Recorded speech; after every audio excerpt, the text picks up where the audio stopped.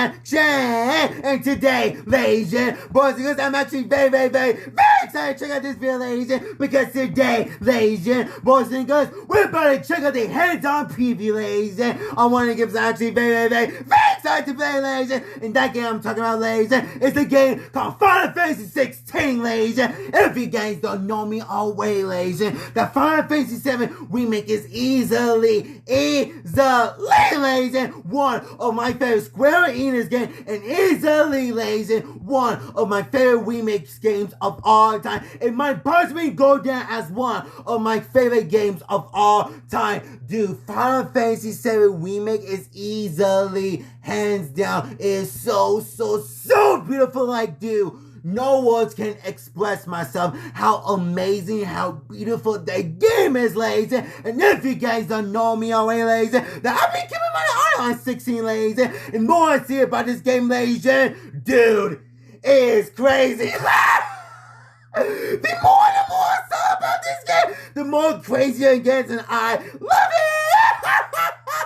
I'm actually very excited to play this game, ladies. And today, ladies and boys and girls, we're about to check out the hands-on preview by IGN for Final Fantasy 16, ladies. So let's get started. First rolling of this video, ladies. Web in the description below. Of course, ladies, I don't own any video game first in this video, ladies. That belongs to the rightful owners, ladies. So let's get started with Final Fantasy 16 hands-on preview for IGN, ladies. And 3, 2, 1, let's get started. Waiting for you. Oh, I'm so excited for this I remember game. being awestruck as a teenager by the way Shadow of the Colossus dwarfed my protagonist. Oh, I really need to play Shadow of the Colossus. That's how everybody loves that generated game. by the PS2 classic is something I've rarely experienced since. Dude. But at a recent hands-on event for Final Fantasy 16, oh, really? and again, I felt that awe, Dude, that sense just of collective scale. But this time, rather than being a poetically beautiful battle, it was an explosive homage to I'm actually very excited about this game. This game is about to get crazy! The 2-hour demo was, according to the a special version made for media to experience, and contents may differ from the final version. Pulled from around 5 hours into the story, the combat-focused segment contained a trio of boss battles that showcased Final Fantasy XVI's ambitious approach to story. The first of these, a showdown with a spy named Benedicta, was a traditional human versus human clash that embraced the dexterity of this entry's just look at this, man! Combat. Even the combat looks much different than Final Fantasy 7 remake. Final Fantasy 16 sees a number of kingdoms caught up in a war over magical crystals. Key to this war are icons. I've been keeping my eye on this game ever since it was first revealed, and dude, it looks so good. In most previous games in the series, these deity-like creatures were effectively elaborate magic attacks. But in Final Fantasy 16, they are vital components of the plot and act as major boss battles across protagonist Tribe's journey. One such icon is Garuda, a 20-meter tall bird-like creature summoned by Benedicta that wields the power of wind. As I dodged and weaved around Garuda's legs and wings, deflecting blows that were killing the battle called to mind scenes from kaiju movies and anime like Attack on Titan. After doing enough damage to stun her, I could fire a magical grappling hook into her jaw and yank her head down to the ground, opening her face up for a chain of hugely damaging attacks. There's something inherently exciting about fights this large, and Final Fantasy 16 seems to be fully committed to going as big as it possibly can. It looks big! It looks so good! That's not to say the game's strengths are only in these gigantic boss fights, though. Much of the demo saw me storming through a castle while cutting down a whole garrison of swordsmen in the grittiest combat of Final Fantasy's 36-year history. Five strikes with fury, impaling and even stomping on enemies that have fallen to the ground. That's not to say all the fantasy has been drawn out of Final Fantasy, though. Far from it. Magical abilities frequently coat the screen with vibrant particle effects. It's all a bit overwhelming at first. The arcade-like UI that constantly spits out damage numbers is an ugly contrast against the world's otherwise handsome art. But as I settled into the systems, I found the blend of action and tactical abilities rewarding. It particularly came alive in the rapidly paced battle against Benedicta, who pushed me to make use of all of my many skills. Men of your talents are rare indeed. Clive is a nimble fighter, and each swing of his sword reminds you that Final Fantasy XVI's combat director is Ryoto Suzuki, best known for his work on Devil May Cry and Dragon's Dogma. Wait, really? Fast, layered, and incredible. Oh, dude, that's awesome! Fundamentals are pulled from so his weapons are okay, so weapons Devil May Cry! Uppercuts, and combo attacks. But built atop because this is a Devil May magic Cry system 5 that is sees you easily one of my channel the favorite power Capcom of games different of icons all to unleash time. powerful But special hey, attacks. 3, 5, 6. Oh, dude. I had access to the power of 3 icons, the Fiery Phoenix, the Winds of Garuda, and the earth-shattering magic of Titan. Only one icon's abilities can be channeled at a time, but a quick press of the left trigger cycles through each summon on the fly. Whoa, you can fire really? a burst of Phoenix Flames, for instance, before quickly swapping to Garuda to launch your target into the air with a hurricane-like spin. Dude, that attack looks so to good! finish them off with a charged power attack that strikes dude, that's a big boy! Each icon ability has its own cooldown, so hot swapping between them mid-fight and managing their wait times provides a light tactical edge to each clash. I'm interested to discover what tactics will be unlocked as Clive gains the power of even more icons, and I hope they feel as distinct as the 3 icons so far. Because I got a feeling. Whoa! If you're accustomed to Final Fantasy's more relaxed days of picking attacks from a menu and find all of this somewhat intimidating, you may find solace in Square's novel approach to accessibility. Rather than difficulty options, there's a collection of 5 rings that bestow combat easing effects. The Ring of Timely Evasion, for instance, will make Clive automatically dodge most incoming attacks, while the Ring of Timely Strikes will perform elaborate combos with just one tap of the attack button. There are utility-focused rings too, including one that issues commands to Clive's dog, Torgal, who can provide assistance. With the combat already sufficiently layered, I can imagine even skilled players may also opt to skip the pet's micromanagement.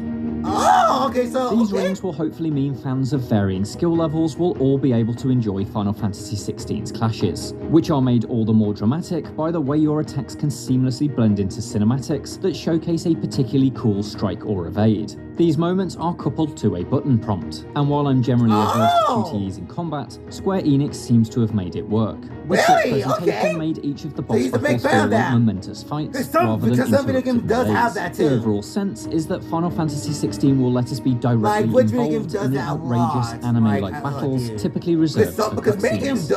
That's never more true than in what is likely to become Final Fantasy 16's flagship battle mode, Icon versus Icon. When Clive summons an icon, you're put in direct control of them. Wait, what? These explosive clashes between gods are promised to be a experience with bespoke mechanics. The third boss of the demo, a beatdown between Garuda and the fire demon Ifrit, was something akin to a nuclear-powered wrestling match. Compared to Clive, Ifrit is a very simple fighter, with just a scant few brawling abilities.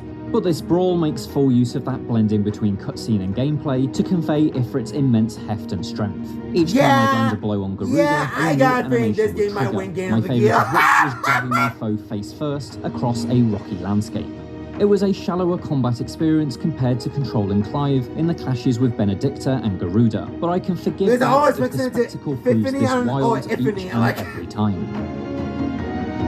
Playing 3 very different boss fights, as well as carving my way through dozens of regular soldiers, has left me with a lot of hope for Final Fantasy 16. But this demo was purely combat focused, meaning I've yet to see much of its RPG credentials. This demo's generic medieval castle setting barely had any exploration opportunities, feeling mostly like a stone-walled route towards the boss. But as previously mentioned, the content of this demo may differ from the final version, and so I hope when more is revealed, we'll discover it has environments that are much more compelling to explore. Because should the story, exploration, and characters live up to what I've seen of the combat so far, then Final Fantasy 16 will be a JRPG worth being excited about.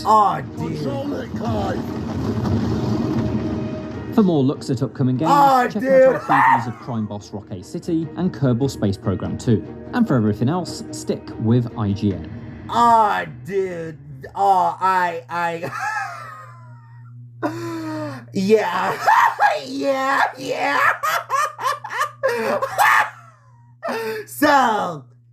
So, let me explain. It if you guys don't know it, once again, ladies, I've been keeping my eye on this game for when it first revealed on the state of play, ladies. And the more I see about this game, ladies, it looks so good, man. The combat, the graphics, the visual, especially the graphic, the combat visual, dude, it looks so good. Because if you guys don't know it, that I have to talk about Suicide Squad Kill the Justice League. Because if you guys don't know ladies, that I was excited for that game, ladies, until they reveal more details about that game. And the more I found out about the game, I was like, yep, I'm not gonna play that game. I'm so excited.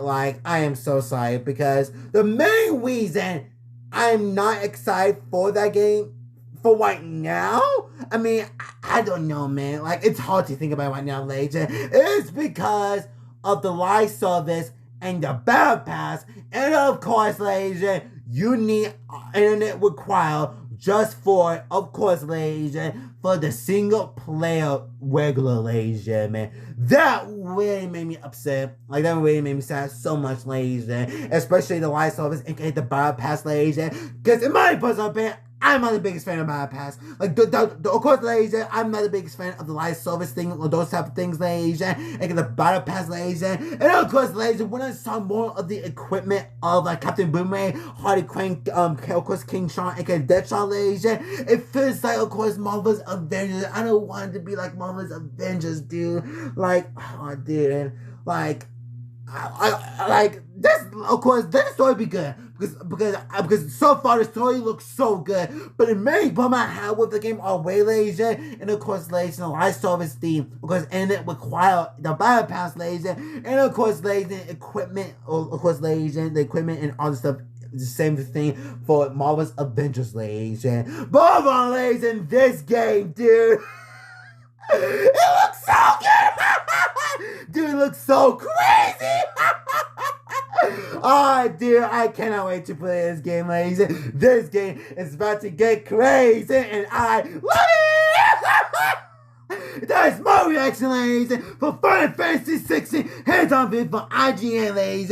What you guys think of this game, ladies? Leave in comments below. If you guys would love to see me to do more of Final Fantasy 16 more videos, ladies, leave in comments below. The video like of this video, ladies, will be in the description below. Make guys subscribe, like my other videos. See you guys in the next video. Peace out.